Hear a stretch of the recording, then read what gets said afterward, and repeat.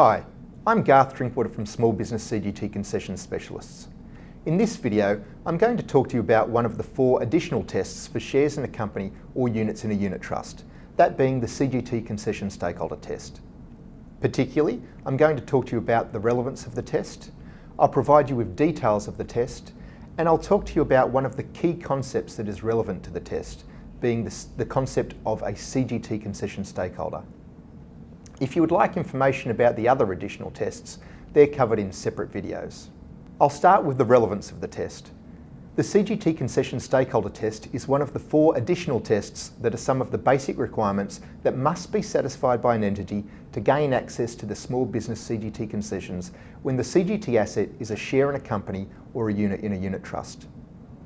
If the CGT Concession Stakeholder test applies but is not satisfied, then the Small Business CGT concessions should not be available. I've just talked about the relevance of the test. I'll now provide you with details of the test. For the purpose of this test, where the CGT asset is a share in a company or a unit in a unit trust, we will refer to the company or unit trust as the object entity. In broad terms, under this test, just before the CGT event either 1. The taxpayer must be a CGT concession stakeholder in the object entity, or 2. CGT concession stakeholders in the object entity must together have a small business participation percentage in the taxpayer of at least 90%. The term small business participation percentage is covered in a separate video, but for now, let's just assume that it's the sum of all direct and indirect ownership interests. I've just provided you with details of the test. I'll now talk to you about one of the key concepts that is relevant to the test, being the concept of a CGT concession stakeholder.